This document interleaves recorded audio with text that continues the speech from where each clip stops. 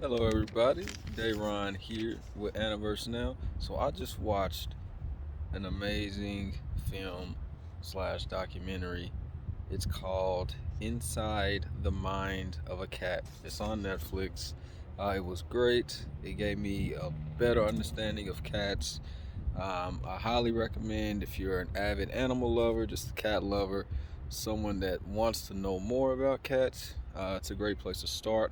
And even if you know a lot about cats, I guarantee there's one thing that you can learn from this film. So I just wanted to take time out and give my 5 takeaways from the film. And if you haven't seen it, maybe a few spoilers, but still see it anyway. All right. So the first thing is that um, cats' spines, they're very flexible, right? If you see a cat run, the form that it has, the way it can be extremely agile, whether climbing trees or your furniture. So their spines, the vertebrae, which is actually the bones that hold the back together, um, they actually have very elastic cushioning in between, right? So if you think about um, a spine, being straight here, in between in these places, um, it's very like rubber band like. So they're able to bend into different positions. Um, Sometimes you're like, how are they doing that? Well, that's why they have very elastic, kind of rubber bandy like cushioning in between their spines, right?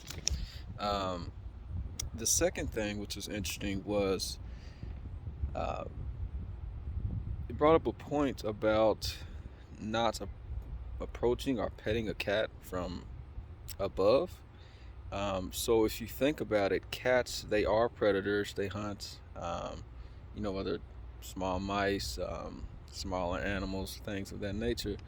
But they are also prey to, many raptors such as hawks, owls, eagles at points. Um, Other larger mammals, coyotes, wolves, um, and even otters, which is interesting that I've researched. But many times they're attacked from above. With birds, of course, they're coming from the sky, and many larger mammals, um, maybe coming from above to strike as well, just because they're larger animals are taller than your average house cat.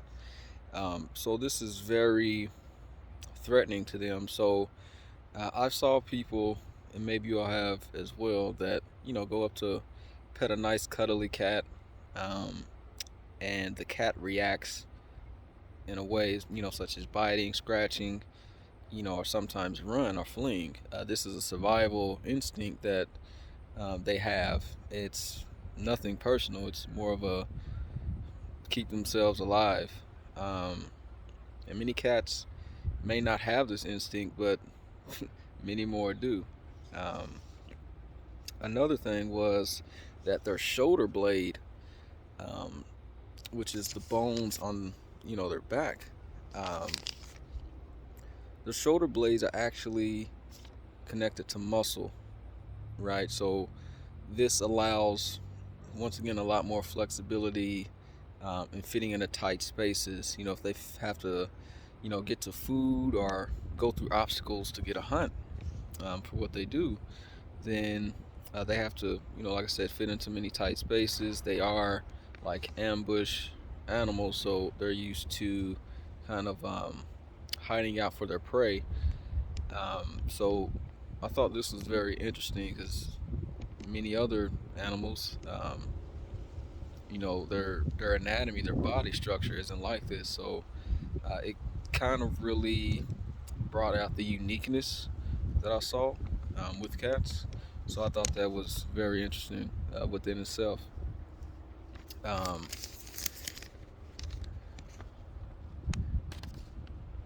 Another thing that was interesting was that the purr of a cat, um, it actually mimics the frequency of a crying baby. Right? So what does this mean?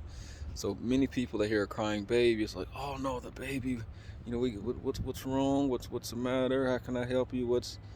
Um, how can we get you to stop crying?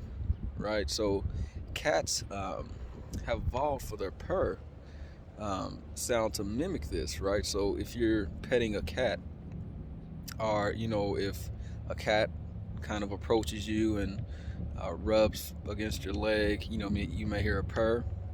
So many people hear this and they immediately go down to continue to pet the cat or pick the cat up or um, show affection. And it was interesting to show that, based off studies, and this is in the film, that their sound mimics that, of a crying baby. So it kind of is a way to reach out to us, for us to understand them. Like, hey, they want affection, and this is a way to show it. So that's something else that was very interesting.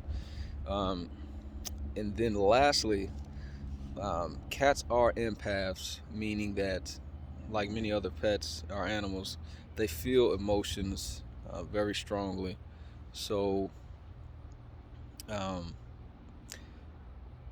for example, if a cat is sitting with their owners, and we'll say a fan comes on, if the owner reacts frightened to the fan or scared, um, majority of the time the cat also will pick up on this emotion, act fearful towards the fan, may try to find somewhere to hide, um, anything like that. However, if the owner reacts nicely to the fan, there was an example in the film where the owner's like, oh, it's a nice fan, isn't this nice, things such as that. And the cat had a different approach. It actually was curious. It went up to the fan. It kind of got the cue from the owner, like, hey, this is okay, it's not here to harm me. So the cat actually went and investigated the fan and didn't show any type of fear towards it. So this was interesting as well. So those are my 5 takeaways from this film. Again, I highly recommend you check it out. Um, and stay tuned, more content on the way. My Instagram, Aniverse Now, ANIVERSENOW.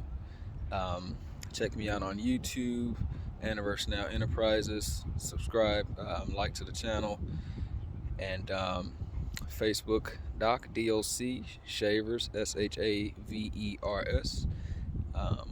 Stay tuned, continue to learn, and see you on the next video.